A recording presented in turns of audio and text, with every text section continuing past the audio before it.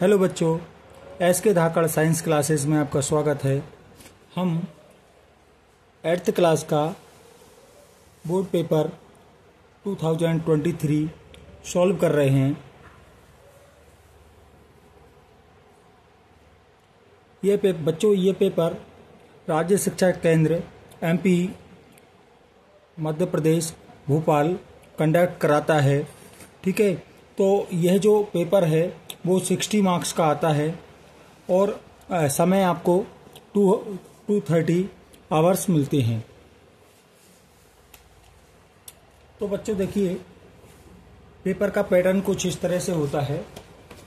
बच्चों यहाँ पर लिखा हुआ है, देखिए जैसे इस तरह से क्वेश्चन पेपर आता है और यहाँ पर टाइम आपको पता है कि 2 हाफ रहता है और मैक्सिमम मार्क्स 60 मिनट के रहते हैं।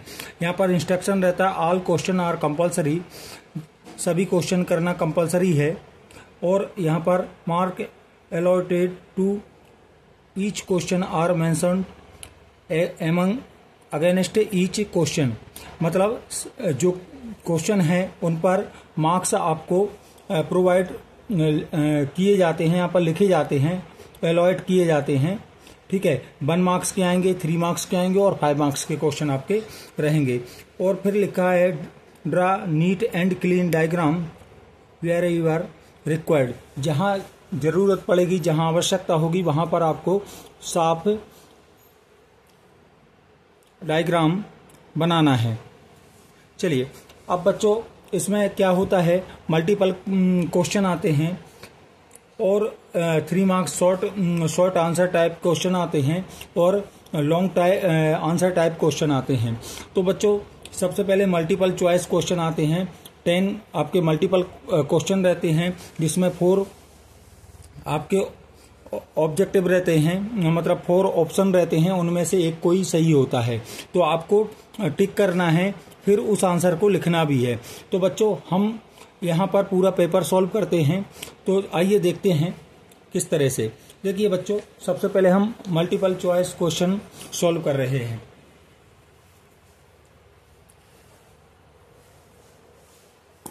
तो बच्चों देखो, मल्टीपल चॉइस क्वेश्चन,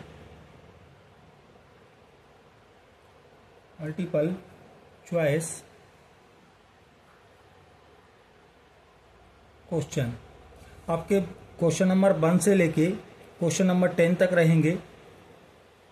ठीक है, इनको सॉल्व कर रहे हैं। तो क्वेश्चन नंबर 1 है बच्चों एडिटिव इनवर्स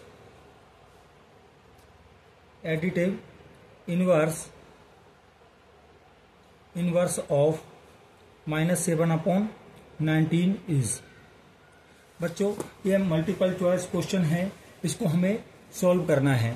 तो देखिए यहाँ पर मैं क्वेश्चन का आंसर लिखूंगा और क्वेश्चन सॉल्व कर आपको बताऊंगा किस तरह से। तो इसके लिए मैं साइड में यहाँ पर रफली उसको सॉल्व करके आपको बताऊंगा। तो आप क्वेश्चन पेपर में आप भी इस तरह से सॉल्व कर सकते हैं। तो देखिएगा, जनरली बात करें, हम एडिटिव इनवर्स की बात कर रहे हैं बच्चों। तो देखिए एडिटिव इनवर्स क्या होता है बच्चों, आपने पढ़ा होगा कि देखिए एडिटिव इनवर्स होता है यदि किसी भी नंबर्स में, कोई भी नंबर्स में यदि उसके अपोजिट का यदि को ऐड करा जाता है तो आंसर 0 आना चाहिए। तो जो हमने अपोजिट ऐड करा है वो एडिटिव इनवर्स होता है। सपोज आपकी कोई संख्या मतलब डिजिट जो है A है, और तो हम उसमें क्या करेंगे, -A को ऐड करेंगे तो आपका आंसर क्या आ जाएगा, 0। यदि मान लीजिए सपोज संख्या आपका डिजिट जो है -A होता तो आप A ऐड करते तो क्या आता, आंसर 0 आता। सिमिलरली -7/19 है, इसमें हम क्या ऐड करेंगे, यदि हम 7/19 ऐड करते हैं तो बच्चों आंसर क्या आ रहा है, 0 आ रहा है। इसका मतलब है -7/19 का आंसर क्या है, 7/19 इसका एडिटिव इनवर्स होगा। तो इसका जो ऑप्शन है, 4 ऑप्शन दिए हैं बच्चों, तो 4 ऑप्शन में इसमें ए वाला आपका ऑप्शन रहेगा 7/19। ठीक, इस तरह से हम इसको सॉल्व करा है हमने। तो बच्चों क्वेश्चन नंबर 2 लेते हैं। क्वेश्चन नंबर 2 है द प्रोबेबिलिटी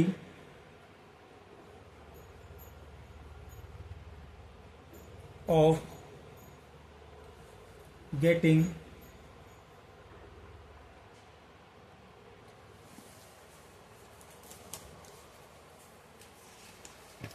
बच्चों क्वेश्चन है the probability of getting numbers three in a single throw of a dice is the probability of getting number 3 in a single throw of die is।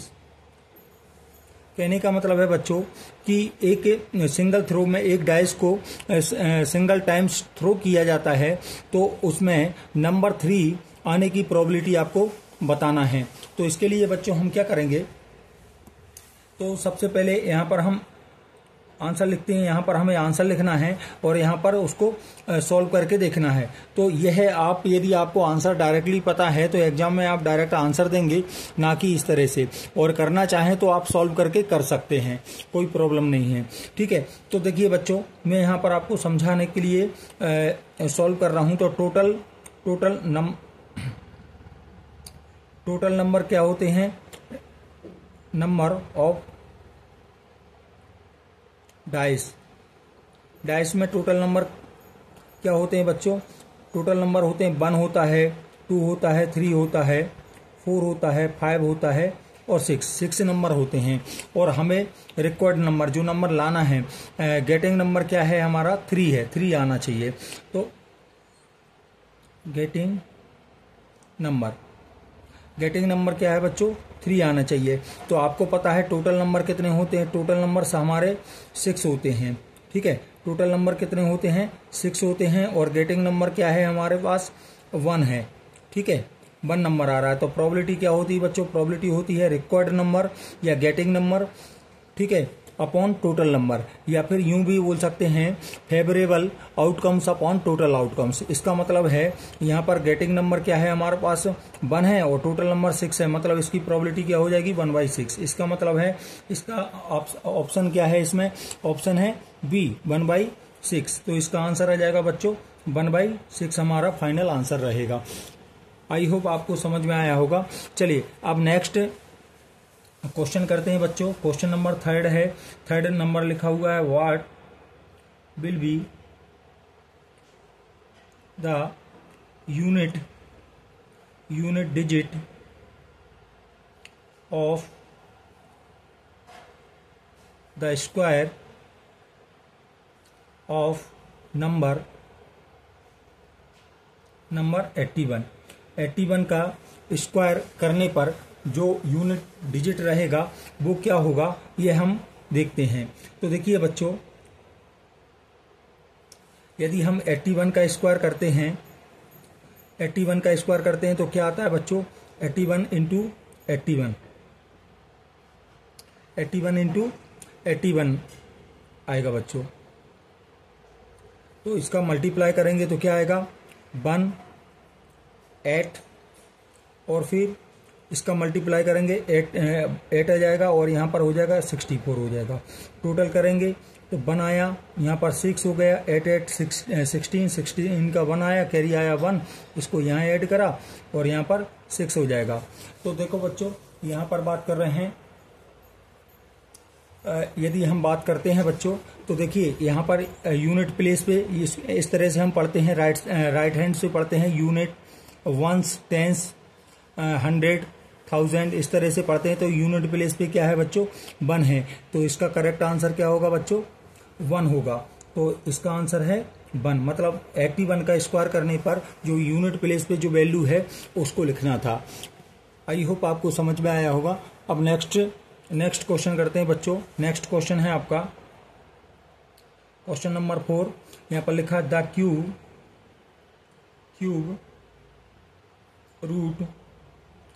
Root of 1331 is.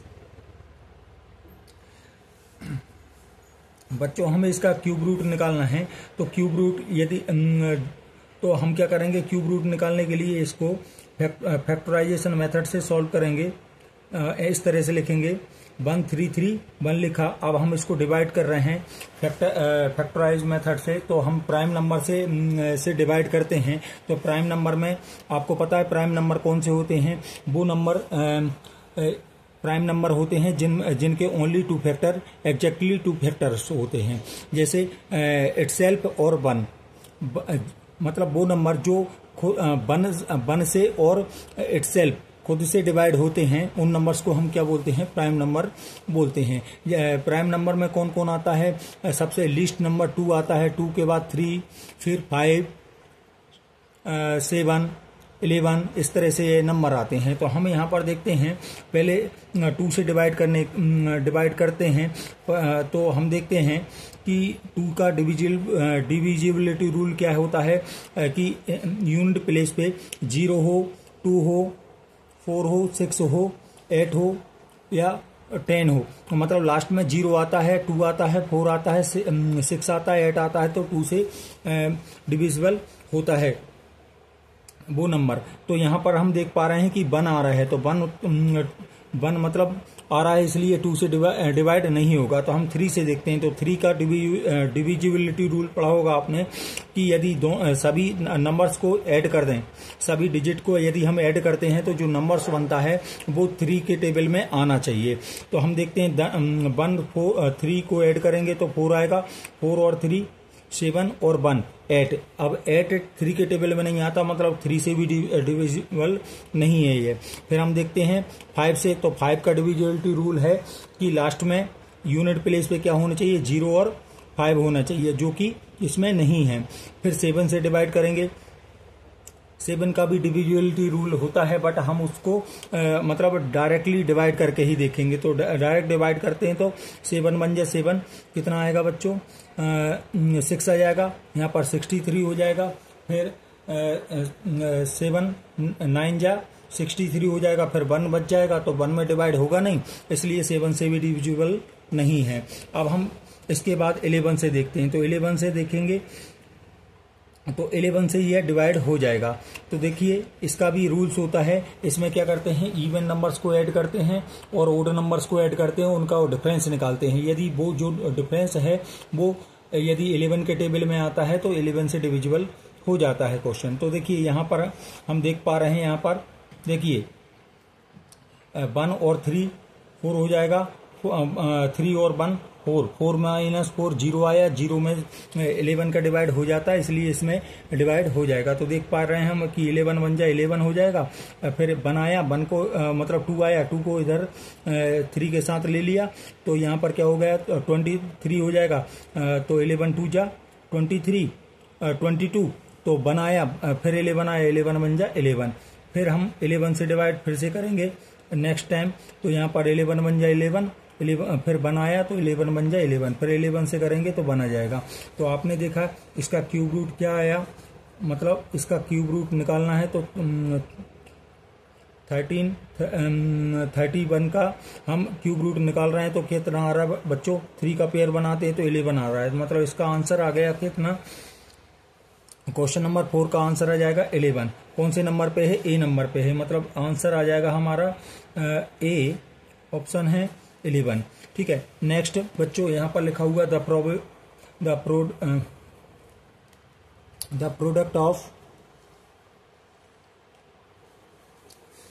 Next question है बच्चों question number 5, the product of the pair of monomial -4p and 7p is, हमें जो monomial का means होता है बच्चों जिसमें single term होता है उसको हम बोलते हैं मोनोमियल। ठीक है, तो बच्चों यहाँ पर देख पा रहे हैं हम कि 4p है और यहाँ भी 7p है, ये सिंगल टर्म वाले क्वेश्चन है। तो हम इसका क्या कर रहे हैं, हम इन पॉलिनोमियल हैं, तो हम इसका में क्या कर रहे हैं, प्रोडक्ट करना है इनको। तो हम यहाँ पर -4p लेंगे और यहाँ पर 7p लेंगे और इनका मल्टीप्लाई करेंगे तो हम देख पा रहे हैं। तो मल्टीप्लिकेशन का रूल क्या होता है बच्चों, पहले आप साइन का मल्टीप्लाई करते हैं, तो यहाँ माइनस साइन है और ब्रैकेट और 7 के बीच में कोई भी साइन नहीं दिखाई दे रहा है, मतलब प्लस माना जाता है। प्लस मानेंगे तो प्लस माइनस प्लस का मल्टीप्लाई करेंगे बच्चों तो माइनस आएगा, फिर 4 का 7 में मल्टीप्लाई करेंगे, 4 से 1 जा 28 हो जाएगा। पी का पी में मल्टीप्लाई करेंगे तो यहाँ पर इस पे पावर 1 है और इस पे पावर 1 है, तो यहाँ पर पावर ऐड हो जाती है, 1 और 1 क्या हो जाएगा 2 हो जाएगा, पी मतलब 28 पी स्क्वायर आ जाएगा। इसका आंसर आ जाएगा बच्चों ऑप्शन क्या है यहाँ पर सी, मतलब सी आपका ऑप्शन है -28 पी स्क्वायर आपका फाइनल आंसर आ जाएगा। इस तरह से बच्चों हम इसको सॉल्व करेंगे। आई होप आपको समझ में आया होगा। अब क्वेश्चन नंबर 6 देखिए बच्चों, क्वेश्चन नंबर 6 है, क्वेश्चन नंबर 6 गिवन है, यहाँ पर लिखा है the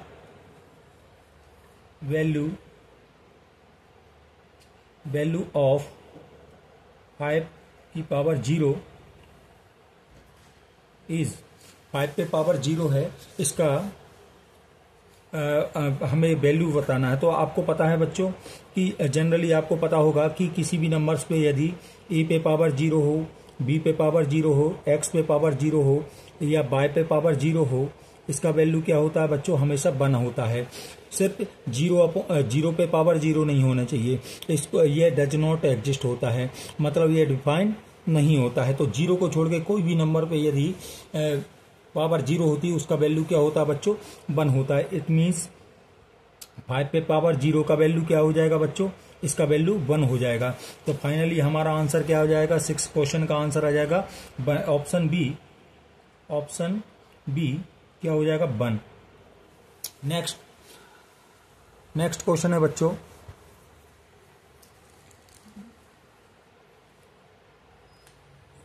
question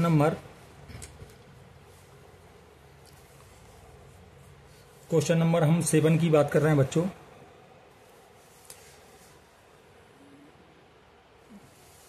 question number 7 given है।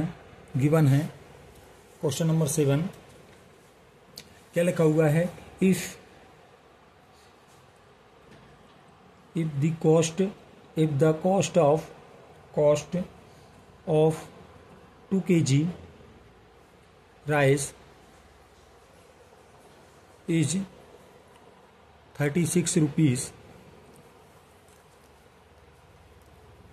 then the cost of 4 kg of rice is, बोला गया है कि 2 kg राइस का जो कॉस्ट है वो कितना है 36 रुपीज़ है। तो 4 kg राइस का प्राइस क्या होगा, तो कॉस्ट क्या होगा। तो ऑब्वियसली मतलब जनरली बात है बच्चों क्योंकि यदि हम 2 का डबल कर देंगे तो 4 kg हो जाएगा, तो यहाँ पर भी रेट भी डबल करना पड़ेगा। तो यहाँ पर क्या हो जाएगा बच्चों 72 हो जाएगा। इसका मतलब है आंसर हमारा क्या होगा 72 होगा। हम इसको इस तरह भी देख सकते हैं कि 2 kg राइस का प्राइस कितना है 36 रुपीज़ है। अब हमें इसमें 2 का मल्टीप्लाई करेंगे, कितने का मल्टीप्लाई कर रहे हैं बच्चों 2 का मल्टीप्लाई कर रहे हैं, तो यहाँ पर हो जाएगा कितना 4 kg हो जाएगा। ये हो गया क्या 4 kg हो गया। और यहाँ पर 2 का मल्टीप्लाई करेंगे बच्चों इसमें भी, तो इसमें 2 का मल्टीप्लाई करेंगे तो क्या हो जाएगा 72 हो गया। तो 72 kg हमारा आंसर रहेगा। तो इसमें ऑप्शन देखते हैं बच्चों कौन सा है। यहाँ पर ए ऑप्शन है बच्चों, ए ऑप्शन में क्या लिखा हुआ है 72, ठीक है, ये हमारा आंसर है। नेक्स्ट क्वेश्चन बच्चों, नेक्स्ट क्वेश्चन गिवन है आपको क्वेश्चन नंबर 8। क्वेश्चन नंबर 8 है आपका the volume of cube of side 4 centimetre is. बोला गया है कि एक क्यूब का वॉल्यूम जिसकी साइड 4 सेंटीमीटर है, आपको बताना है कि वॉल्यूम कितना है। ठीक है, तो बच्चों वॉल्यूम का फार्मूला आपको पता होगा कि वॉल्यूम का फार्मूला होता है क्यूब का वॉल्यूम का फार्मूला होता है वॉल्यूम ऑफ क्यूब का फार्मूला होता है साइड का क्यूब। इसका मतलब है कि साइड की लेंथ क्या है 4 सेंटीमीटर है। इसका मतलब वॉल्यूम ऑफ क्यूब क्या हो जाएगा बच्चों, हो जाएगा 4 का क्यूब, मतलब 4 को 3 टाइम्स मल्टीप्लाई करेंगे 4 इंटू 4 मतलब कितना हो जाएगा बच्चों 4 जा 16 4 जा 64। तो मतलब हमारा आंसर आ जाएगा बच्चों यहाँ पर। अच्छा यहाँ पर क्या है सेंटीमीटर में है बच्चों, तो सेंटीमीटर ही लेंगे, तो यहाँ पर आ जाएगा सेंटीमीटर क्यूब। अब देखिए बच्चों ऑप्शन में कुछ इस तरह से है ए 16 सेंटीमीटर स्क्वायर 64 सेंटीमीटर स्क्वायर और 64 सेंटीमीटर क्यूब। सिर्फ यहाँ पर 3 ऑप्शन एक से हैं, तो सिर्फ इसमें मालूम है बच्चों क्या मतलब कंफ्यूजन क्या होती है सेंटीमीटर क्यूब की, मतलब वॉल्यूम हमेशा केस में आएगा सेंटीमीटर क्यूब में आएगा, मतलब डी आपका ऑप्शन सही रहेगा। तो यहाँ पर आ जाएगा डी आ जाएगा 64 सेंटीमीटर क्यूब। अब आपने 64 तो निकाल लिया, तो 64 तो 3 आंसर हैं उसमें, तो 60 सेंटीमीटर क्यूब इसमें जिसमें होगा वही आपका आंसर है। तो नेक्स्ट बच्चों क्वेश्चन नंबर 9 गिवन है the common factors of the term 12x and 36 will be ये इसका हमें क्या निकालना है, कॉमन फैक्टर निकालना है। तो बच्चों कॉमन फैक्टर जनरली 12 का यदि हम कॉमन फैक्टर निकालते हैं तो 12 को चाहें तो आप फैक्टराइजेशन मेथड से या फिर डायरेक्टली भी कर सकते हैं। 4 3 जा 12 होता है, और 4 को भी हम 2 इंटू 2 लिख सकते हैं और 3 लिख सकते हैं। और यहाँ पर क्या है x है, तो x में क्या आ जाएगा बच्चों, यह x इंटू में x आ जाएगा। और इसके बाद क्या है 36 है, 36 को हम लिख सकते हैं बच्चों क्या 12 3 जा 36 होता है, मतलब और 12 को भी हम फैक्टराइज कर देंगे तो 2 इंटू कितना हो जाएगा बच्चों 3 इंटू 3 2 जा 4 2 जा 12 3 जा 36। तो मतलब इनमें कॉमन फैक्टर क्या है बच्चों, तो कॉमन यदि हम देखें तो यहाँ इसमें हमें 2 दिखाई दे रहा है कॉमन, और ये वाला 2 भी दिखाई दे रहा है और 3 भी कॉमन दिखाई दे रहा है। इसका मतलब कॉमन फैक्टर हो जाएगा हमारा कॉमन नंबर क्या है, कॉमन फैक्टर है फैक्टर 2 इंटू 3।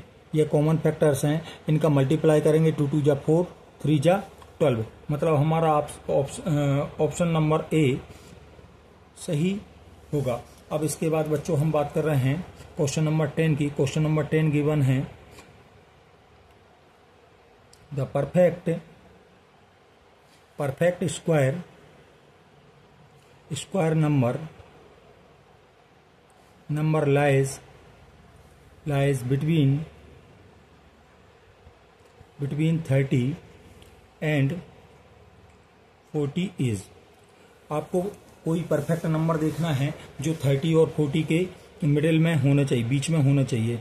तो हम देखते हैं बच्चों, यदि हम परफेक्ट स्क्वायर की बात करें तो परफेक्ट नंबर कौन सा होता है, जैसे 1 का स्क्वायर करते हैं तो आता है 1, तो ये 1 क्या होता है परफेक्ट स्क्वायर नंबर होता है। जैसे 2 का स्क्वायर करेंगे तो क्या आएगा 4 भी क्या होता है परफेक्ट स्क्वायर नंबर होता है। अब देखते हैं 3 का स्क्वायर क्या आया 9, इसी तरह 4 का स्क्वायर 16 आएगा, और 5 का स्क्वायर 25, 6 का स्क्वायर 36, 7 का स्क्वायर 49। इस तरह से ये आपके परफेक्ट स्क्वायर हैं। 1 है, 4 है, 9 है, 16 है, 25 है, 36 है, 49 है, और भी आते हैं। बट हमें किस में देखना बच्चों, 30 और 40 के बीच में देखना है। तो 30 और 40 के बीच में आपको परफेक्ट स्क्वायर नंबर कौन सा दिख रहा है, 6 का स्क्वायर मतलब 36 दिख रहा है। तो आपका ऑप्शन यही सही रहेगा जिसमें 36 रहेगा। तो सी ऑप्शन आपका क्या है 36 है। तो बच्चों इस तरह से हमें सॉल्व करना है। अब आप बच्चों हम शॉर्ट टाइप क्वेश्चन करने वाले हैं। तो short type question short answer type question है हमारे। क्वेश्चन कहाँ से कहाँ तक हैं बच्चों? ये क्वेश्चन नंबर 11 से क्वेश्चन नंबर 20 तक हैं। तो अब हमें शॉर्ट में इनके आंसर देना होता है बच्चों। तो देखते हैं क्वेश्चन नंबर फर्स्ट देखते हैं। क्वेश्चन नंबर 11 है। क्वेश्चन नंबर 11 लिखा हुआ बच्चों, सॉल्व दी इक्वेशन गिवन है आपको। इक्वेशन गिवन है 5x minus 3 equals to 3x minus 5। तो बच्चों हम ये इक्वेशन है, इसको सॉल्व करते हैं। तो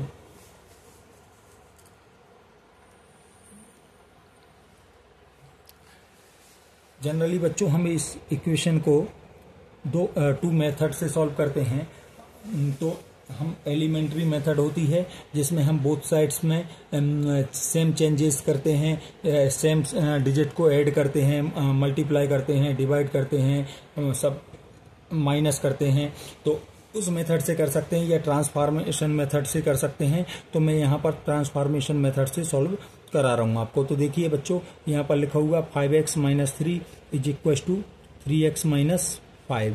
हम क्या करेंगे, x वाले टर्म को एक साइड लेके आएंगे। तो यहाँ पर 5x है, हम इसको ट्रांसफर करेंगे। तो आपको पता है जब हम ट्रांसफर करते हैं तो कोई भी नंबर्स जो कोई भी टर्म होता है, यदि वह पॉजिटिव होता है तो नेगेटिव में चेंज होके दूसरी वाले साइड में आता है, या फिर पॉजिटिव नेगेटिव में चेंज होता है, नेगेटिव पॉजिटिव में, मल्टीप्लाई डिवाइड में, और डिवाइड मल्टीप्लाई में चेंज होता है। तो सिमिलरली ये क्वेश्चन यहाँ पर 5x है, हम 3x को इधर ला रहे हैं तो ये पॉजिटिव है, इधर आएगा तो नेगेटिव हो जाएगा, 3x हो जाएगा। और यहाँ पर -5 एज इट इज रहेगा। -3 को हम ट्रांसफर कर रहे हैं तो -3 इधर आके +3 हो जाएगा। तो आपने अब हम 5x में से 3x को माइनस करेंगे तो 2x आएगा बच्चों। और यहाँ पर -5 में से 3 को माइनस करेंगे तो -2 आएगा। अब हमें x का वैल्यू निकालना है, x का वैल्यू फाइंड आउट करना है। तो इसके लिए हम 2 मल्टीप्लाई में है, ट्रांसफर करेंगे अदर साइड, तो ये किस में डिवाइड में पहुंच जाएगा। तो 2/2 हो जाएगा। अब कैंसिल आउट करेंगे तो 2 1 जा 2 और 2 1 जा 2, 1/1 मीन्स -1 आपका फाइनल आंसर आएगा बच्चों। तो इस तरह से हम इसको सॉल्व करा बच्चों। अब नेक्स्ट क्वेश्चन है बच्चों, क्वेश्चन देखते हैं। नेक्स्ट क्वेश्चन है आपका बच्चों क्वेश्चन नंबर 12 क्वेश्चन गिवन है।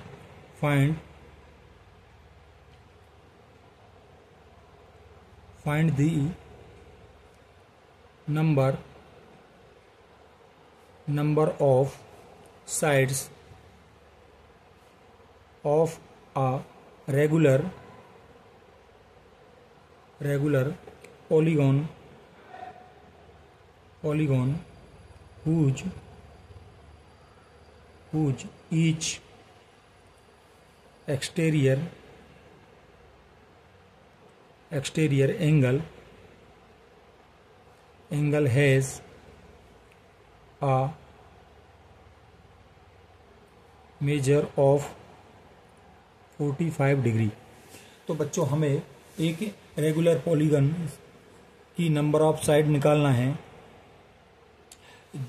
जिसका एक्सटीरियर एंगल कितना गिवन है, 45 डिग्री गिवन है। तो बच्चों सबसे पहली बात तो हम पॉलीगॉन की बात करते हैं। पॉलीगॉन क्या होते हैं? तो पॉलीगॉन में यदि हम देखें बच्चों तो सब देखिए पॉलीगॉन क्या होते हैं, ऐसी शेप जिसमें क्या होता है साइड के थ्रू कोई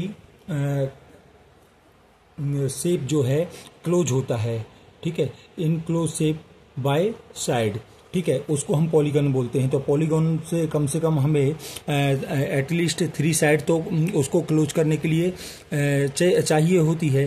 तो हम यदि जनरली बात करें तो देखिए, तो सबसे पहले स्मॉल लीस्ट पॉलीगन क्या होता है, ट्रायंगल होता है, मतलब 3 शेप से 3 साइड रहेंगी जिसमें, तो हम इसका स्पेशल नाम रखा है हमने क्या, ट्रायंगल पढ़ते हैं इसको हम। ये तो यह भी एक पॉलीगन को रिप्रेजेंट करता है।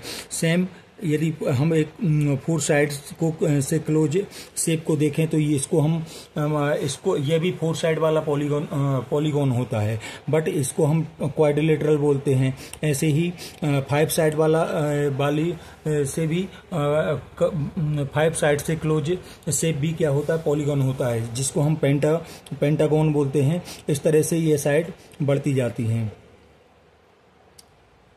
1 2 3 4 और ये 5। तो इस तरह से अब हम बात करें कि लार्जेस्ट पॉलीगन क्या होगा, तो लार्जेस्ट पॉलीगन बच्चों सर्कल होता है। अब बात आ रही है रेगुलर का मीन्स होता है इक्वल साइड वाला। तो जो इक्वल साइड जिस पॉलीगॉन में होती हैं उसको बोलते हैं रेगुलर पॉलीगॉन। जैसे ट्रायंगल में बात करें तो ट्रायंगल में इक्विलेटरल ट्रायंगल जो रहेगा वो क्या रहेगा, रेगुलर पॉलीगॉन होगा, 3 साइड वाला। 4 साइड में हम बात करेंगे बच्चों तो जो स्क्वायर होगा। ऐसे ही रेगुलर पेंटागन होगा जिसमें 5 साइड इक्वल रहेंगी। तो लीस्ट पॉलीगॉन क्या होता है बच्चों, ट्रायंगल, और लार्जेस्ट पॉलीगॉन होता है सर्कल। तो हम बात कर रहे हैं अभी कि इसकी साइड की बात कर रहे हैं, तो इक्वल साइड आएंगी, सभी जो भी साइड रहेंगी वो इक्वल रहेंगी। तो हम इसका एक फार्मूला बना लेते हैं बच्चों कि देखो क्या होता है बच्चों, एक और है कि यदि जो रेगुलर पॉलीगॉन होता है उसकी साइड इक्वल रहती हैं तो एंगल भी इक्वल ही होते हैं, सभी एंगल्स इक्वल होते हैं। तो एक्सटीरियर एंगल यदि उसका है तो number of side of regular polygon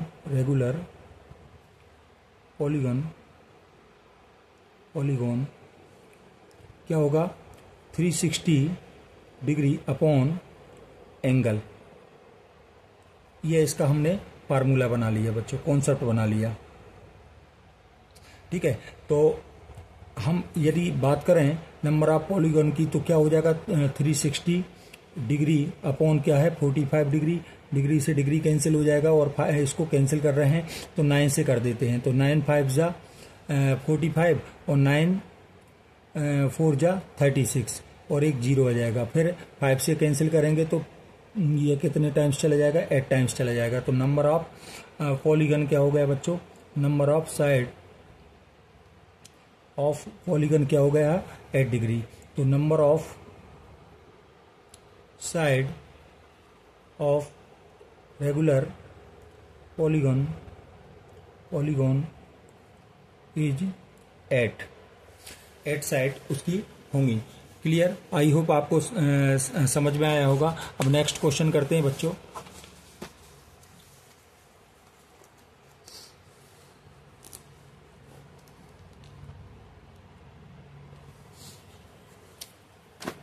next question है बच्चों, क्वेश्चन गिवन है आपको,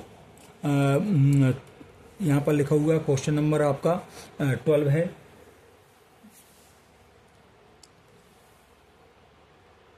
क्वेश्चन नंबर 12 की बात कर रहे हैं। 12 क्वेश्चन बच्चों लिखा है फाइंड 12 हो गए 13 क्वेश्चन बच्चों। 13 क्वेश्चन गिवन है। Find the square root of number y, find the square root of number 729y, factorization method।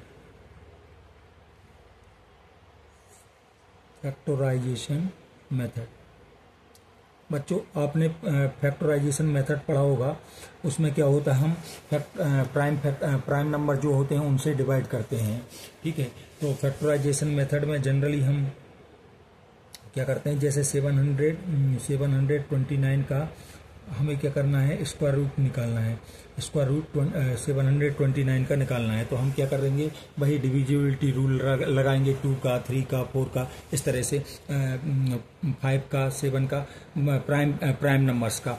तो सबसे पहले 2 से करेंगे, तो 2 से तो जाएगा नहीं, आपको पता है कि क्योंकि लास्ट में या तो 0 होना चाहिए था, 2 होना चाहिए, 4, 6, 8 इनमें से कुछ नहीं है, मतलब 2 से डिवाइड नहीं होगा। तो 3 से देखते हैं। तो 3 से डिविजिबिलिटी रूल क्या है कि इनको ऐड कर लो, 7 और 2 9 हो जाएगा, और 9 और 9 18 हो जाएगा। इसका मतलब 3 से डिवाइड हो जाएगा। तो 3 से करेंगे तो 3 2 जा 6 हो जाएगा बच्चों। और यहाँ पर बनाया, 1 को यहाँ 12 के साथ लिया, तो 3 4 जा 12 और 3 3 जा 9। अब बच्चों हम 3 से डिवाइड फिर से कर रहे हैं नेक्स्ट स्टेप में। तो सिंगल टर्म लेते हैं, बट 2 3 से छोटा है तो हमें 2 डिजिट लेना पड़ेगा। तो 3 4 जा 3 8 जा 24 होता है, 8 टाइम्स गया, और 3 1 जा 3। अब फिर 3 से डिवाइड करेंगे, तो 3 2 जा 6 होगा बच्चों। फिर 2 आया, 2 को हम 21 के साथ में लिया, तो 3 7 जा 27। फिर 3 से डिवाइड करेंगे तो यहाँ पर आ जाएगा,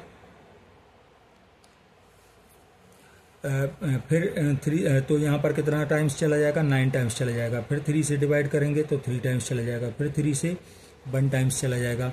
मतलब स्क्वायर रूट निकाल रहे हैं बच्चों, तो यहाँ पर हो जाएगा स्क्वायर 729 लिखा, और ये जो साइन लगाया यहाँ पर कोई भी पावर नहीं है, मतलब कुछ भी दिखाई नहीं दे रहा है। इसका मतलब है 2 की पावर है, मतलब 2 का 1/2 की पावर होती, 2 की पावर होती है इस पे, है ना। तो 1/2 इस रूट का मतलब होता है, ठीक है। स्क्वायर रूट ये है।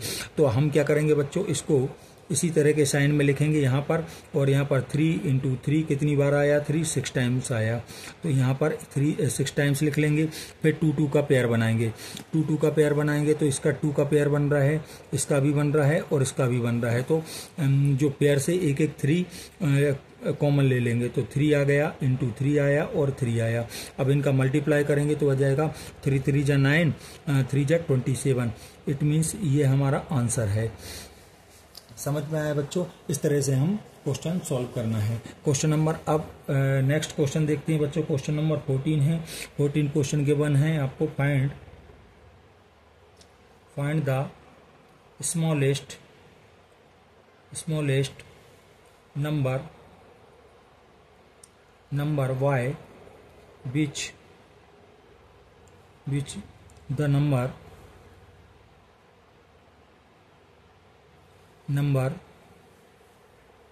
which the number 256 must be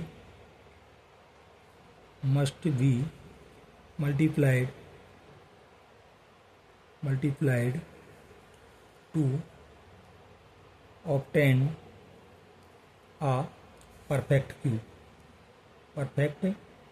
cube। बोल रहे हैं कि हमें ऐसा स्मॉलेस्ट नंबर देखना है जिसका हम 256 में, क्योंकि ये 256 क्यूब रूट नहीं है, परफेक्ट क्यूब रूट नहीं है, तो इसके लिए हम इसमें एक स्मॉलेस्ट नंबर लेंगे, मतलब जिसका हम मल्टीप्लाई करें कि यह cube root, perfect cube root आ जाए, ठीक है, परफेक्ट क्यूब बन जाए। तो इसके लिए हम क्या करेंगे बच्चों,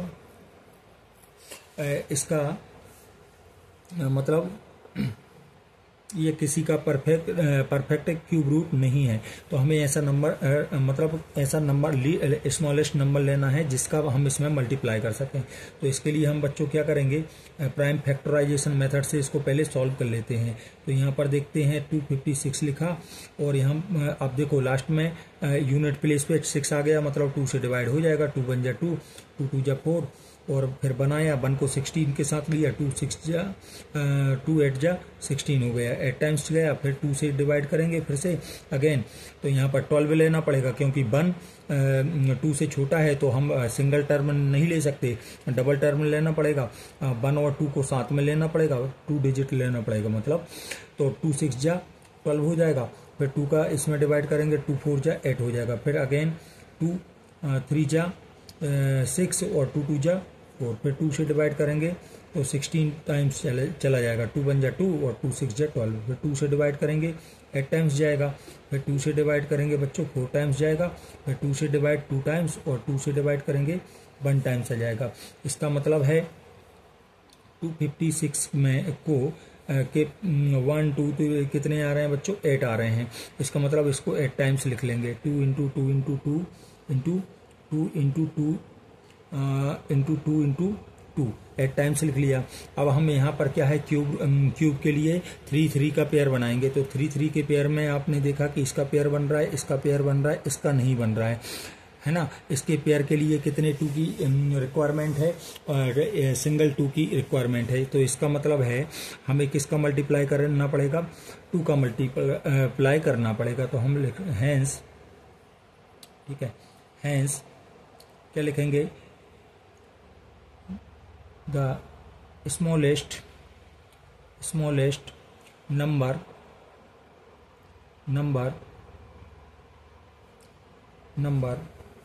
इज क्या होगा बच्चों? 2 ही होगा, क्योंकि 2 का यदि मल्टीप्लाई कर देंगे तो ये क्या हो जाएगा? क्यूब रूट बन जाएगा। तो इस तरह से हम इस क्वेश्चन को सॉल्व किया बच्चों। अब नेक्स्ट क्वेश्चन है बच्चों, क्वेश्चन गिवन है आपको क्वेश्चन नंबर 15 क्वेश्चन गिवन है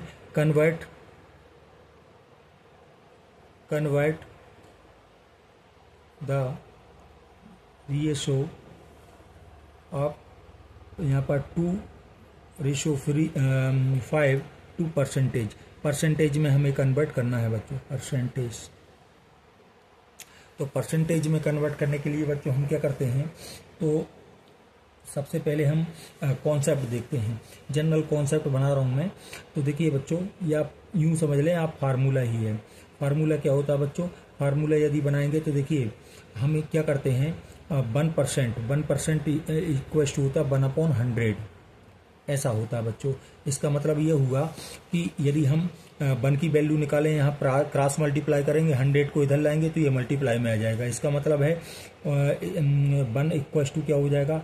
ये वाला 1 इक्वल टू हो जाएगा 100%। मतलब किसी भी नंबर्स को यदि परसेंटेज में कन्वर्ट करना है, इसका मतलब हम क्या करेंगे? 100 का मल्टीप्लाई कर लेंगे और परसेंटेज का साइन यूज कर लेंगे।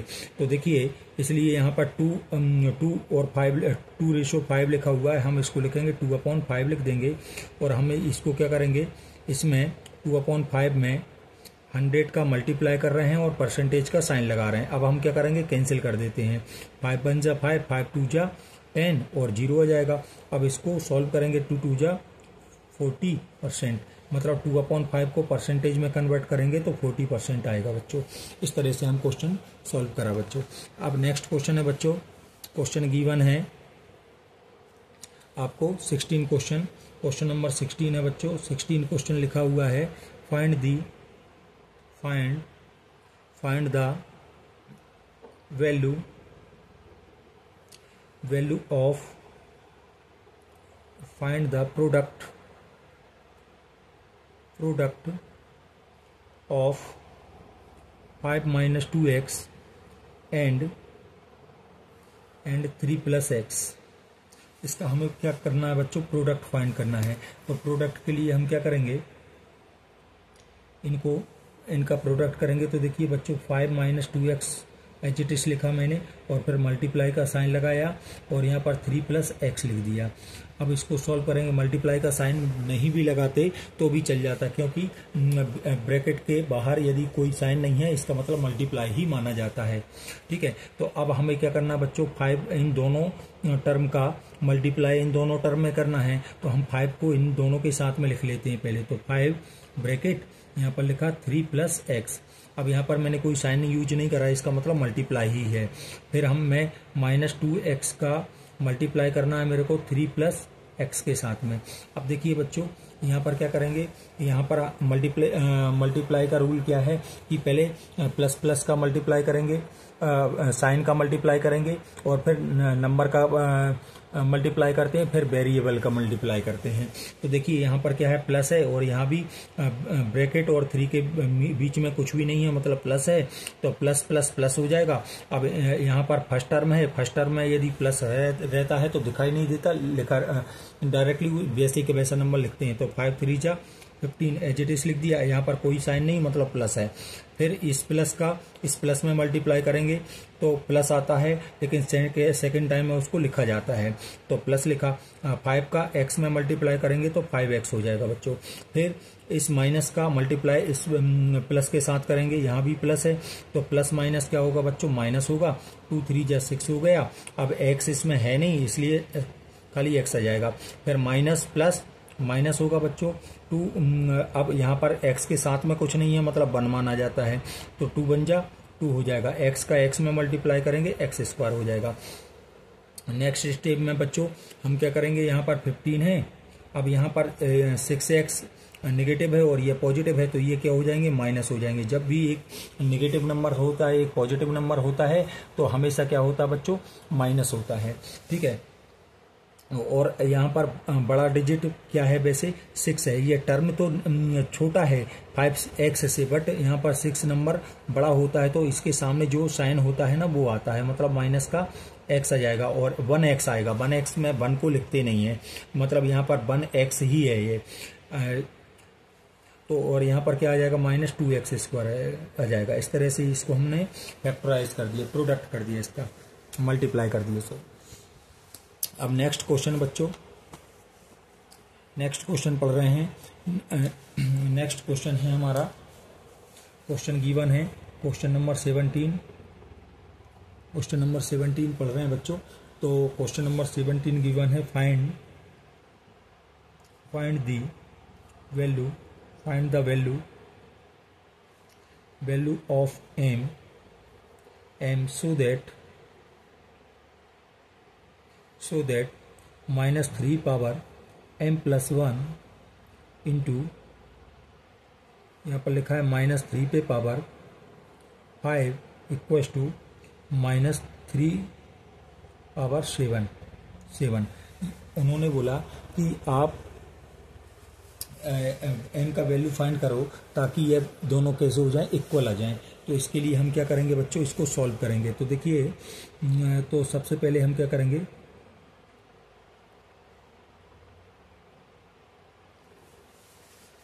सॉल्व करेंगे। तो यहाँ पर क्या है बच्चों, कोई इसको सॉल्व करने के लिए हम यहाँ पर क्या लिखेंगे, पहले नंबर एज इट इज लिखते हैं जो गिवन है, -3 पे पावर m + 1, और यहाँ पर क्या है, इंटू -3 पे पावर 5 है, और इक्वल्स टू क्या है बच्चों, -3 पे पावर 7 है। तो सबसे पहले बच्चों हम क्या करेंगे, हमने एक रूल पढ़ा हुआ है, तो फार्मूला होता है जनरली हमारे पास, क्या फार्मूला ये है, किसी भी नंबर पे यदि x की पावर है और सेकंड और उसी नंबर पे मान लो नंबर a ही है, इस पे पावर y है, तो क्या हो जाता है, a पे पावर x + y हो जाता है। या फिर आपने इस तरह से पढ़ा होगा कि यदि सपोज मान लीजिए x पे पावर m है, या इंटू y पे पावर x पे पावर n है, तो यहाँ पर क्या हो जाता है, x पावर m + n हो जाता है। इस रूल को फॉलो कर रहे हैं हम। तो यहाँ पर क्या हो जाएगा बच्चों, यहाँ पर देख रहे हैं आप, यहाँ पर बेस कैसा है, सेम है, पावर जो है ऐड हो जाएंगी। तो यहाँ पर आ जाएगा -3 पे पावर m + 1 + 5 इक्वल्स टू -3 पे पावर 7 हो जाएगा। नेक्स्ट स्टेप में बच्चों यहाँ पर क्या हो जाएगा, -3 पे पावर, यहाँ पर हो जाएगा m + 6 हो जाएगा, और इक्वल्स टू -3 पे पावर 7 हो जाएगा। अब हम क्या करेंगे बच्चों, जब बेस सेम होता है तो हम जो इंडेक्स होते हैं वो भी सेम, पावर भी इक्वल होती हैं। यदि बेस सेम है तो पावर भी क्या होती हैं, इक्वल होती हैं। तो हम क्या कर रहे हैं, on comparing of powers of both sides, दोनों साइड में हम क्या कर रहे हैं, पावर्स को कंपेयर कर रहे हैं। तो यहाँ पर हो जाएगा m + 6 इक्वल्स टू 7 m का वैल्यू फाइंड आउट करेंगे तो 7 माइनस 6 क्या हो जाएगा बच्चों, m का वैल्यू 1 हो जाएगा। यही हमारा फाइनल आंसर आएगा। चलिए हम नेक्स्ट क्वेश्चन कर रहे हैं बच्चों। क्वेश्चन गिवन है आपको, क्वेश्चन नंबर 18 क्वेश्चन में लिखा हुआ है, देखिए यहाँ पर बोला है a car takes 2 hours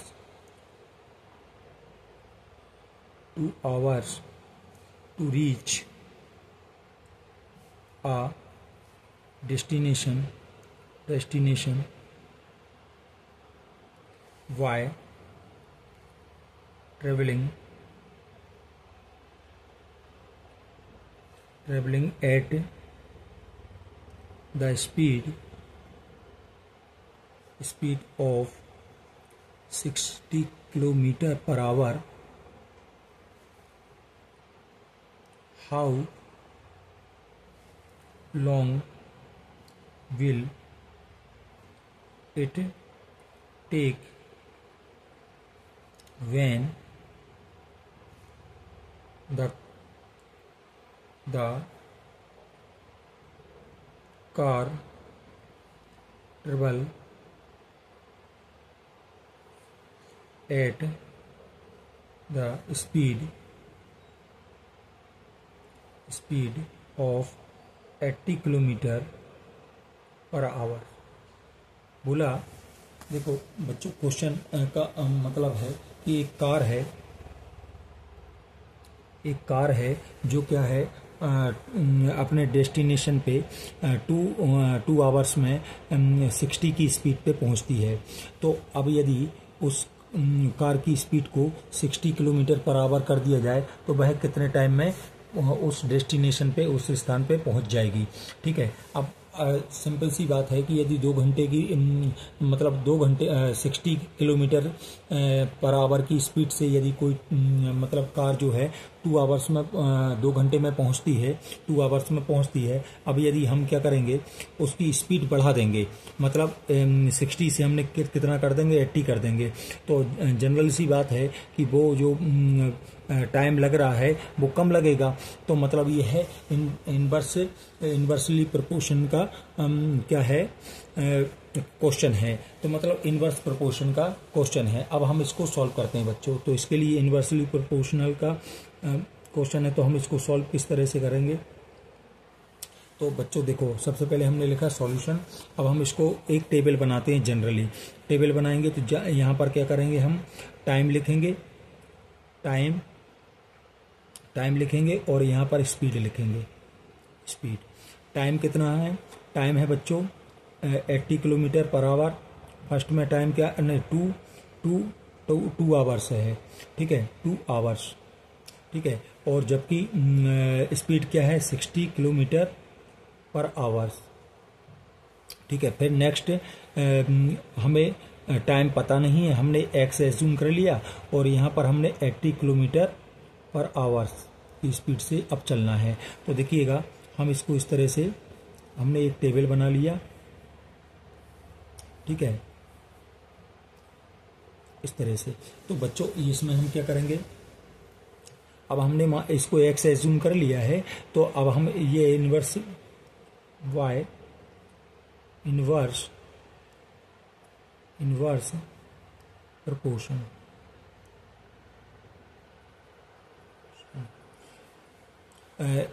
inversely proportion है, तो फार्मूला यूज कर रहे हैं। तो हम क्या होता है बच्चों, x1 y1 equal to x2 y2। Inverse proportion का फार्मूला होता है x1 y1 into x2 y2। तो हम यहाँ पर इसको x1 और इसको x2 और इसको इसको x1 इसको y1 और इसको x2 और इसको y2 कंसीडर कर लेते हैं। तो यदि हम कंसीडर करते हैं तो बच्चों 2 के प्लेस पे क्या हो जाएगा, 2 इंटू 60 हो जाएगा इक्वल टू x इंटू कितना हो जाएगा बच्चों, 80 हो जाएगा। अब x का वैल्यू फाइंड आउट करेंगे तो हम यहाँ पर 2 का मल्टीप्लाई करेंगे तो 120 आएगा। 120 अपॉन 80 को इधर लाएंगे, ये मल्टीप्लाई में है तो डिवाइड में आ जाएगा, इक्वल टू क्या हो जाएगा बच्चों, x हो जाएगा। इससे कैंसिल करेंगे, 0 से 0 कैंसिल हुआ। अब इनको कैंसिल कर रहे हैं तो हम 4 से कर देते हैं। तो 4 2 जा 8, 4 6 जा 12 हो जाएगा। 4 3 जा 12 हो जाएगा। ठीक है, फिर हम अब कैंसिल हो नहीं रहा है तो क्या आ गया बच्चों, 3/2 इक्वल टू एक्स। अब मैं इसको इस तरह से लिख रहा हूँ, एक्स इक्वल टू 3/2। अब यदि हम मिक्स्ड फ्रैक्शन में इसको कन्वर्ट कर लें बच्चों, हम इसको मिक्स्ड फ्रैक्शन में यदि कन्वर्ट करेंगे तो ये क्या हो जाएगा बच्चों, ये हो जाएगा 1/2, 1/2 हो जाएगा, है ना।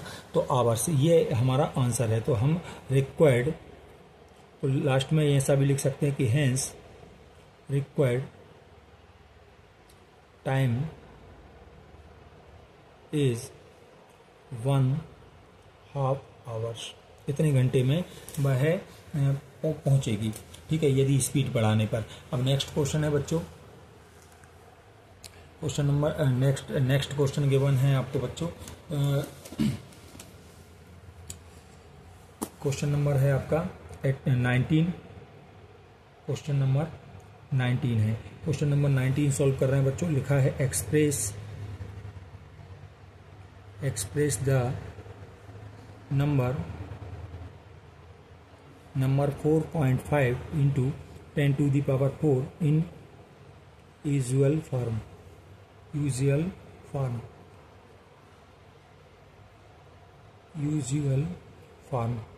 जिस फॉर्म में हम मतलब इनको यूज करते हैं उस फॉर्म में कन्वर्ट करना है। अभी ये स्टैंडर्ड फॉर्म में है। तो देखिएगा हम क्या करेंगे, इसको सॉल्व कर रहे हैं बच्चों। तो सॉल्व करने के लिए हम क्या करेंगे, यहाँ पर सबसे पहले हम इसको 4 एज इट इज लिख देते हैं। 4.5 इंटू 10 to the power 4 लिख दिया। अब हम पॉइंट हटाना चाह रहे हैं तो पॉइंट हटाएंगे तो 45 लिखेंगे। आपको पता है कि पॉइंट का हम 1 ले लेते हैं और एक 0 लगा देंगे, और यहाँ पर 10 है, 10 को 4 टाइम्स लिख देंगे। 10 इंटू 10 इंटू 10 इंटू 10 लिख दिया बच्चों।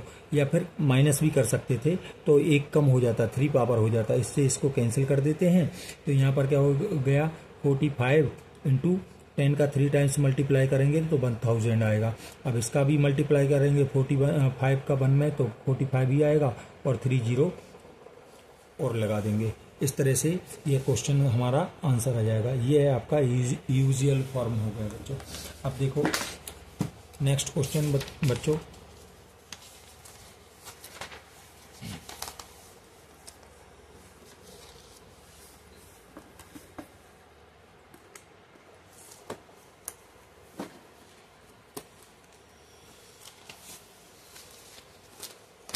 नेक्स्ट क्वेश्चन बच्चों यहाँ पर लिखा हुआ है आपका, क्वेश्चन गिवन है क्वेश्चन नंबर हमने 19 कर लिया है, 20 क्वेश्चन कर रहे हैं बच्चों। 20 क्वेश्चन गिवन है, 20 क्वेश्चन गिवन है, आपको फैक्टराइज करना है। फैक्टराइज करना है। क्वेश्चन है आपका 49x² माइनस 36 को फैक्टराइज करना है बच्चों। तो हम क्या करेंगे, सबसे पहले यहाँ पर सॉल्यूशन लिखेंगे। सॉल्यूशन लिखने के बाद हम एज इट इज वैल्यू लिख लेते हैं। 49x² माइनस 36 लिखा। अब हम इसको सॉल्व करेंगे बच्चों। तो देखिए हम इसको लिख सकते हैं 49 किसका स्क्वायर होता है, तो ये होता है बच्चों 7 का। तो हम इसको लिख सकते हैं 7x ऑफ होल स्क्वायर लिख सकते हैं, क्योंकि 7 का स्क्वायर करेंगे 49 आएगा। x का स्क्वायर x स्क्वायर ही है। यहाँ पर 36 को लिख सकते हैं 6 का स्क्वायर। ठीक है, तो अब हमारे पास एक फार्मूला आ जाता है। हमने इस तरह का फार्मूला पढ़ा है बच्चों। कौन सा वाला, ये पढ़ा है कि किसी भी नंबर पे मान लीजिए a² माइनस b² है, तो यहाँ पर a² माइनस b² है यदि होता है तो हम उसको एक बार 1 टाइम्स माइनस में लिख देते हैं और 1 टाइम्स प्लस में लिख देते हैं। इस फार्मूले का यूज हम यहाँ पर करते हैं। तो देख पा रहे होंगे आप, ये क्या हो जाएगा, 7x माइनस 6 हो जाएगा, और यहाँ पर 7x प्लस 6। इस तरह से ये फैक्टराइज हो जाएगा बच्चों। ये हमारा आंसर होगा। अब नेक्स्ट क्वेश्चन कर रहे हैं बच्चों। अब देखो बच्चों, यहाँ पर जो क्वेश्चन है वो आपके शॉर्ट टाइप के क्वेश्चन कंप्लीट हो गए हैं। Short answer type question complete हो गए हैं। अब लॉन्ग आंसर टाइप क्वेश्चन को सॉल्व करने वाले हैं। Long answer type question, long answer type question हम सॉल्व कर रहे हैं। ये क्वेश्चन है कहाँ से कहाँ तक, 21 से 24 तक। ठीक है, तो इनका जो है थोड़ा मतलब इनका सॉल्यूशन थोड़ा लॉन्ग हो जाएगा, बढ़ जाएंगे इनसे। ये 2 या 3 स्टेप में कंप्लीट हो जाते हैं और ये कुछ ज़्यादा हो जाएंगे। ठीक है, 5, 6, 7 या फिर 8, मतलब इस तरह से ये बढ़ते जाएंगे, मतलब इस तरह की स्टेप में होंगे, थोड़ा ज़्यादा लॉन्ग जाएंगे, थोड़ा ज़्यादा स्टेप लगेंगे इनको। चलिए हम स्टार्ट करते हैं क्वेश्चन नंबर 21 से। 21 है बच्चों, 21 क्वेश्चन गिवन है आपको। 21 क्वेश्चन गिवन है। 21 क्वेश्चन में लिखा हुआ बच्चों,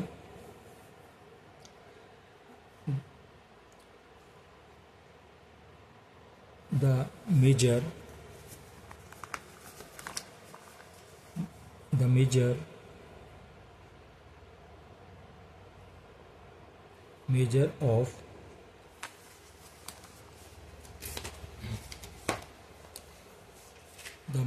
of two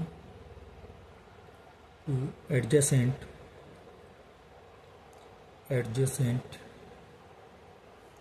angles of a parallelogram are in the ratio 2:3. Find the measure of each of the angles of the parallelogram.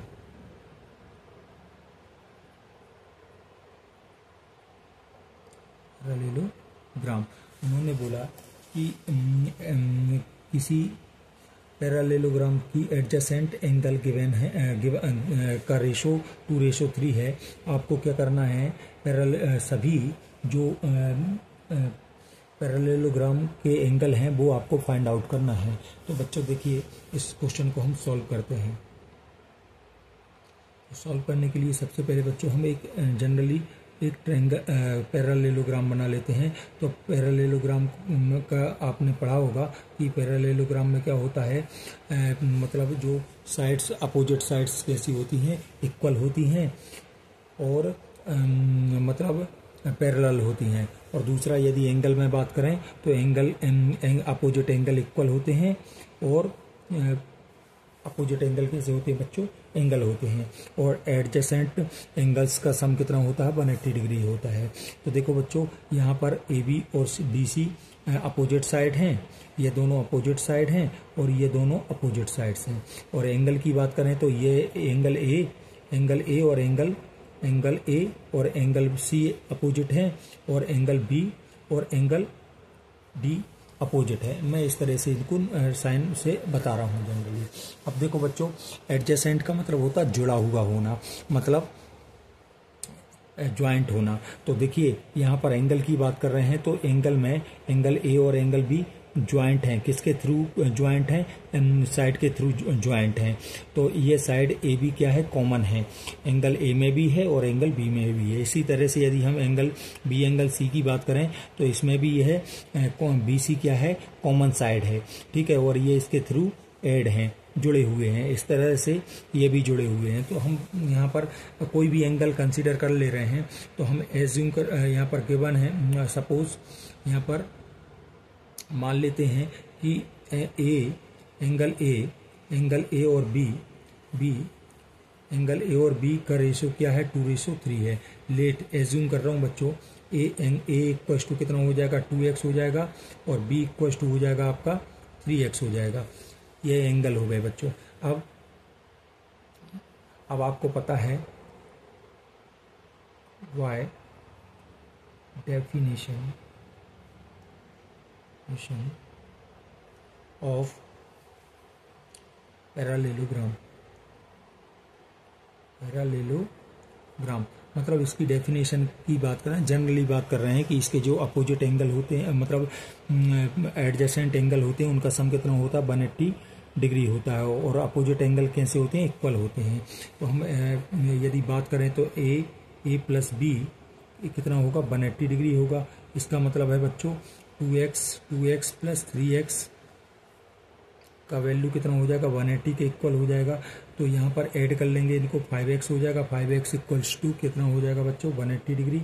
इसका मतलब है तो x इक्वल्स टू हो जाएगा 180/5।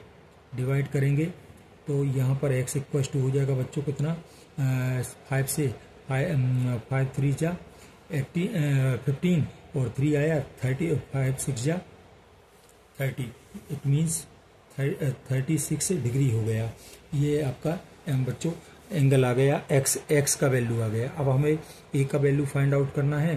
तो ए का वैल्यू कितना है, 2x है, 2x है। इसका मतलब है 2 इंटू 36 डिग्री, इसका मतलब है 72 डिग्री हो जाएगा मल्टीप्लाई करने पर। 2 6 जा 12 और 2 3 जा 6 मतलब 72 हो जाएगा। और बी एंगल कितना हो जाएगा बच्चों, 3x है। 3x का मतलब है 3 इंटू 36 डिग्री, इसका मतलब है 3 6 जा 18, 3 3 जा 9 और 1 0 मतलब 108 डिग्री हो जाएगा। इन वी नो दैट आप क्या जानते हैं, फिर डेफिनेशन यूज कर रहे हैं। We know that opposite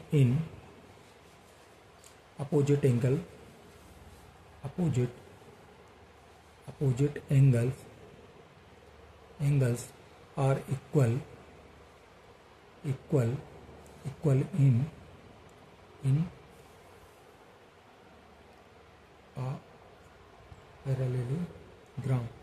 parallelogram में क्या हो जाता है, अपोजिट एंगल्स होते हैं, इक्वल होते हैं। इसलिए यहाँ पर एंगल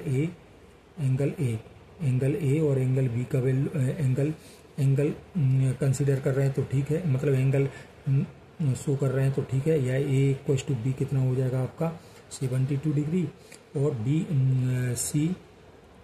सी और डी कितना हो जाएगा, ये भी चलो एंगल कंसिडर कर रहे हैं तो कर लो। Angle A, angle B, angle C और एंगल डी कितना हो जाएगा बच्चों, 108 डिग्री हो जाएगा। इस तरह से बच्चों हमने ये क्वेश्चन कवर किया। ठीक है, इस तरह से हम इस क्वेश्चन को सॉल्व करेंगे, यही हमारा फाइनल आंसर आएगा बच्चों। नेक्स्ट क्वेश्चन है बच्चों, तो क्वेश्चन नंबर 22 सॉल्व कर रहे हैं बच्चों। तो 22 क्वेश्चन गिवन है, ये थोड़ा क्वेश्चन ही बड़ा है, ये थोड़ा सा आप देख पाएंगे। यहाँ पर क्वेश्चन नंबर 22 की बात कर रहे हैं। तो क्वेश्चन लिखते हैं पहले। क्वेश्चन है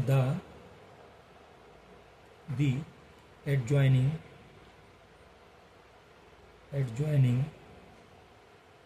पाई चार्ट ज्वाइंट है pie chart gives the expenditure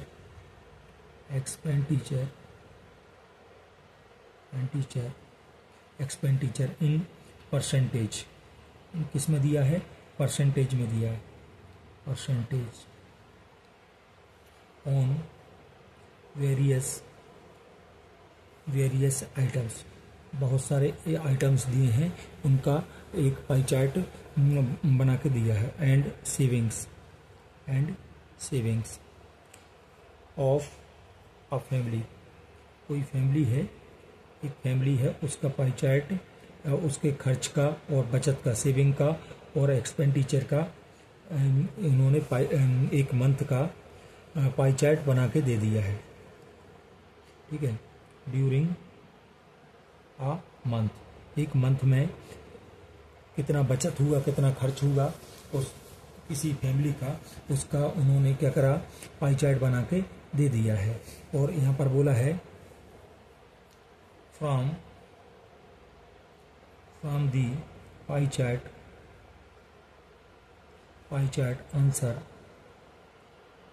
answer the following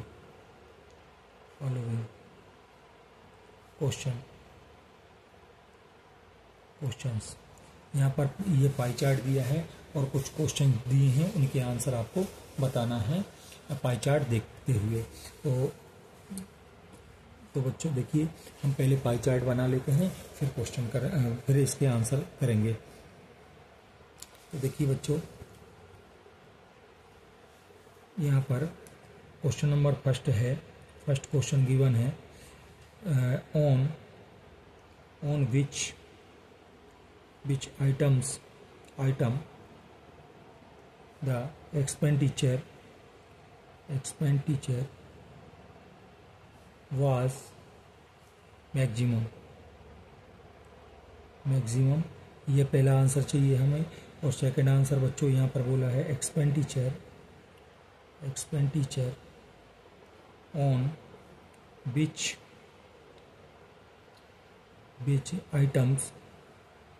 item is equal to the total saving of the family, total family की इक्वल क्या है। ठीक है, चलिए अब और थर्ड और दिया है, थर्ड और लिख लेते हैं बच्चों, फिर इसको सॉल्व करेंगे। थर्ड कंडीशन गिवन है, बोला है if the monthly saving of the family is 3,000 rupees, what is the monthly expenditure on cloth में ये लिखा हुआ है बच्चों, क्लॉथ में खर्च कितना है। चलिए अब हम इसमें पाई चार्ट और बनाते हैं। पाई चार्ट, तो देखो बच्चों, पाई चार्ट इस तरह से मैंने पाई चार्ट बनाया है। वैसे सही तो नहीं बना है, लेकिन फिर भी चल जाएगा काम। देखो बच्चों, यहाँ पर क्या लिखा हुआ है पाई चार्ट में, इस तरह से दिया गया है आपको, और यहाँ पर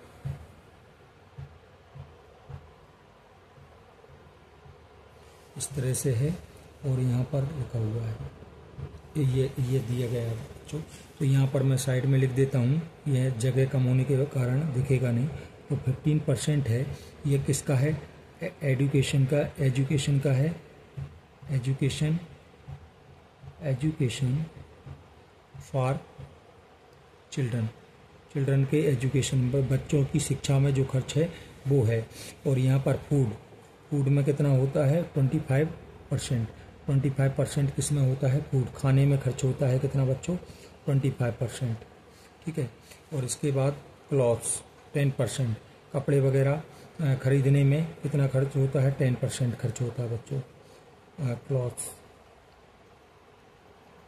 क्लॉथ्स। और यहाँ पर सेविंग कितने परसेंट की होती है, 15% की सेविंग होती है, सेविंग। और इसके बाद अदर खर्च कितने हैं, 20% अदर एक्सपेंडिचर्स का है, अदर्स का है। और ट्रांसपोर्ट में कितना है, 5% है। ट्रांसपोर्ट वगैरह करते हैं, यात्रा वगैरह करते हैं, उसमें ट्रांसपोर्ट में इतना खर्च होता है। और हाउस रेंट, घर का किराया, हाउस रेंट में कितना खर्च होता है, यहाँ पर लिखा हुआ है 10%। ये पाई चार्ट है। तो आपको समझ में आ रहा होगा। चलिए अब हम क्वेश्चन सॉल्व करते हैं बच्चों। क्वेश्चन ये पूरा का पूरा आपका क्वेश्चन था, अब सॉल्व कर रहे हैं बच्चों।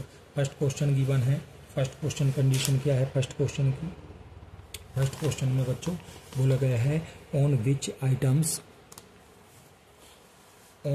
Items the expenditure bye A maximum. मतलब यह पाई चार्ट आपको दिखाई दे रहा है, इसमें मैक्सिमम एक्सपेंडिचर क्या है, तो आपको दिख रहा है जिसका परसेंटेज ज़्यादा उसका खर्च ज़्यादा। तो परसेंटेज सब इन सब में सबसे ज़्यादा परसेंटेज में कौन है? फूड है। तो हम यहाँ पर लिखना है तो किसका खर्च ज़्यादा, कौन से आइटम का है, कौन सा आइटम है आपका? फूड। तो हम यहाँ पर लिखेंगे फूड आइटम्स, फूड आइटम्स। ठीक है। सेकेंड आंसर क्या है?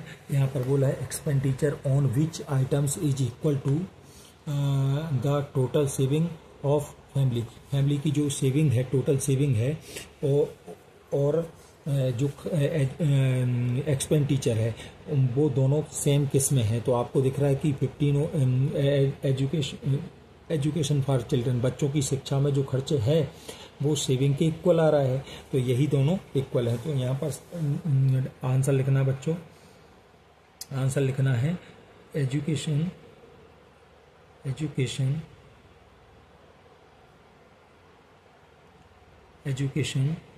फॉर चिल्ड्रन, ये हमारा आंसर आएगा बच्चों।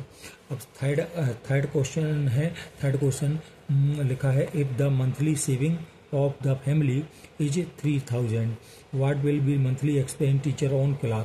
मतलब सेविंग जो है 3000 रुपीज़ सेविंग है, मंथली से सेविंग। तो यह परसेंटेज में देखा जाए तो कितना है? 15%। गिवन है आपको 15% सेविंग है, और जिसका यदि रुपीज़ में निकालें तो रुपीज़ कितना है? 3000 रुपीज़ है। तो 15% इक्वल्स टू 3000 होगा। तो 1% निकाल लेते हैं बच्चों। तो 1% निकालेंगे तो 15 का हम डिवाइड ट्रांसफ़र करेंगे, अदर साइड जाके क्या हो जाएगा? 3000 अपॉन 50 हो जाएगा। इसका मतलब है 15 से कैंसिल कर देते हैं तो कितना आ जाएगा? 200 रुपीज़ आ गया। तो 1% इक्वल्स टू कितना हो गया बच्चों? 200 रुपीज़ हो गया। अब हमें किस में निकालना है? ये क्या थी? सेविंग थी हमारी, सेविंग थी इतना। तो अब हमें क्लॉथ का निकालना है। क्लॉथ का परसेंटेज क्या है बच्चों? क्लॉथ का है कितना? 10% है। तो हम क्या करेंगे? इसमें 10 का मल्टीप्लाई कर रहे हैं, तो इसमें 10 का मल्टीप्लाई करेंगे तो 10% हो जाएगा। यहाँ 10 का मल्टीप्लाई करेंगे तो कितना हो जाएगा? 20 इंटू 10, 2000 इंटू 10, मतलब 10% इक्वल टू हो जाएगा बच्चों कितना? 2000 रुपीज़। ये हमारा फाइनल आंसर आ जाएगा बच्चों। क्लियर है? आई होप आपको समझ में आया होगा। ये हमारा आंसर है थर्ड वाला। अब देखो बच्चों, नेक्स्ट क्वेश्चन है आपका question number 23। Question number 23 given है आपको बच्चों, find the compound interest on rupees 12,600 for 2 years at the rate of 10% per annum.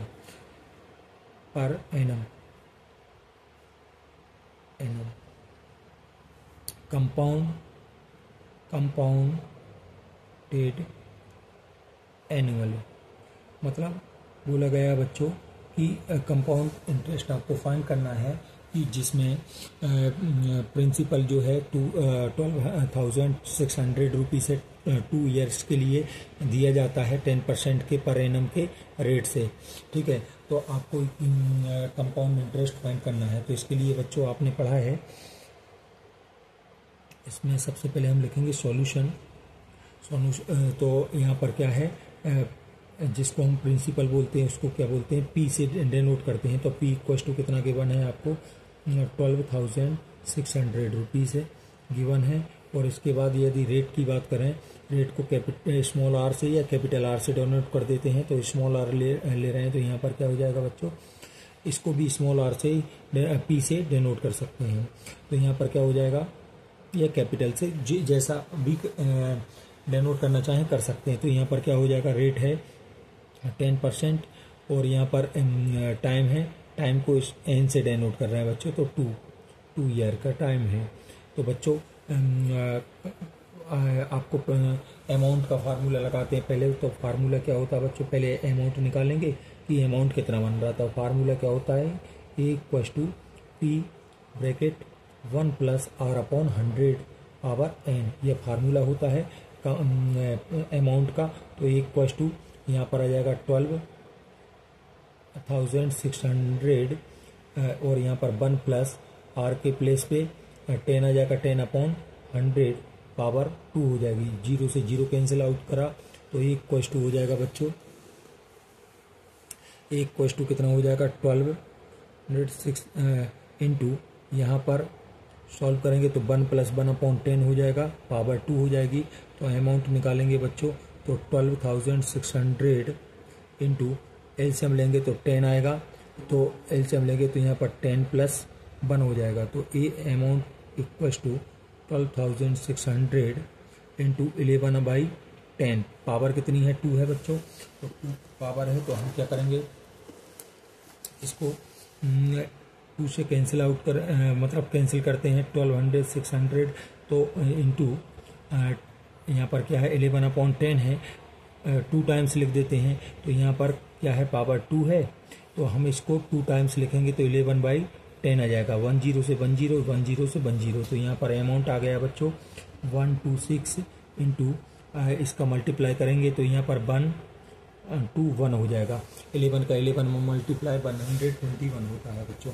अब इनका मल्टीप्लाई कर लेते हैं, तो मल्टीप्लाई करेंगे तो देखिए यहाँ पर रफली मैं मल्टीप्लाई कर लेता हूँ। तो यहाँ पर 126 का मल्टीप्लाई 121 में करेंगे तो 6 हो जाएगा, 6 बन जाए 6 और यहाँ पर 2 आ जाएगा और यहाँ 1 हो जाएगा। फिर 2 का करेंगे 2 6 जा 12 और 2 जा 4 और 1 5 और 2 बन जा 2 हो जाएगा। फिर हम किसका मल्टीप्लाई करेंगे 1 का, तो 6 1 जा 6 या 1 6 जा 6 और 1 2 जा 2 और 1।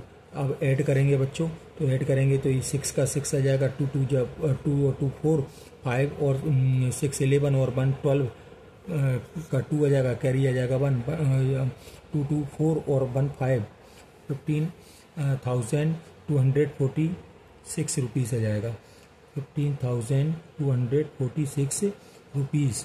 ये अमाउंट आ गया बच्चों। हमें कंपाउंड इंटरेस्ट निकालना बच्चों, तो कंपाउंड इंटरेस्ट के लिए हम क्या करेंगे, कंपाउंड इंटरेस्ट का फार्मूला क्या होता है बच्चों, अमाउंट में से किसको माइनस करेंगे हम, प्रिंसिपल को माइनस करते हैं बच्चों। तो कंपाउंड इंटरेस्ट, तो नाउ सी आई फाइंड करना है आपको। कंपाउंड इंटरेस्ट को हम सी से डिनोट करते हैं, तो ए माइनस पी हमारे पास फार्मूला होता, तो सी आई इक्वल टू हो जाएगा आपका अमाउंट कितना आया बच्चों, अमाउंट आया आपका 15,246 rupees.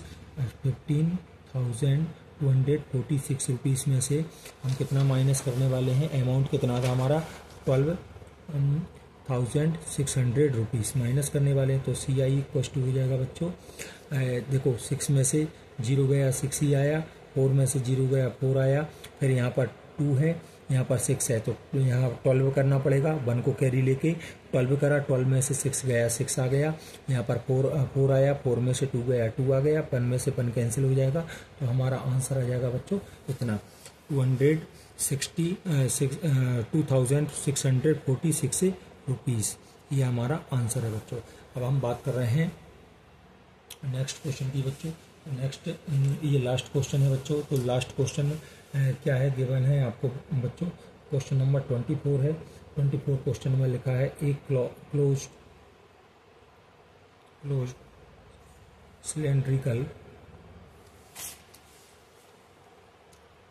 Cylindrical tank of radius 7 metre and height 3 meter is made from a sheet of metal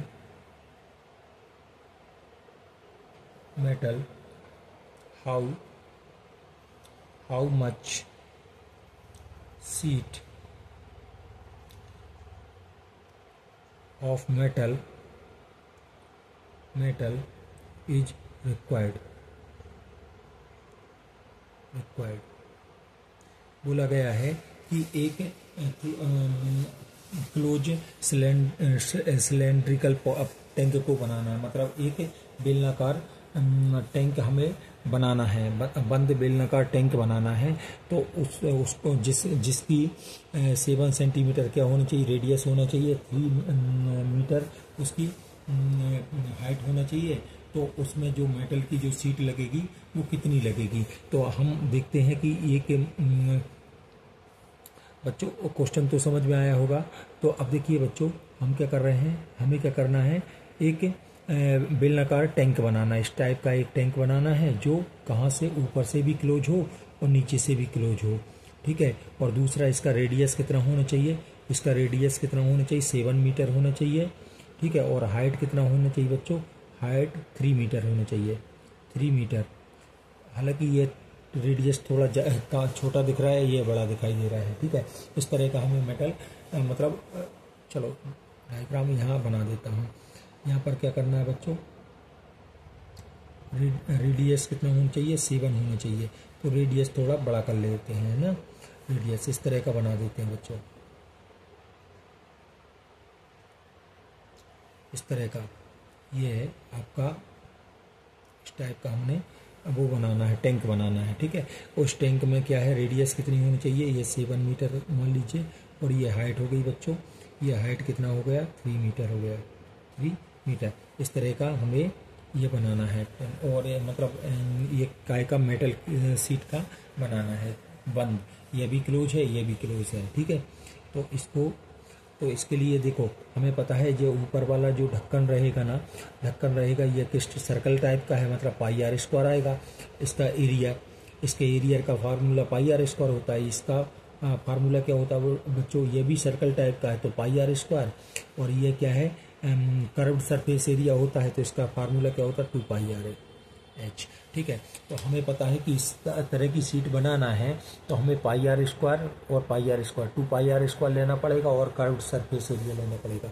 मतलब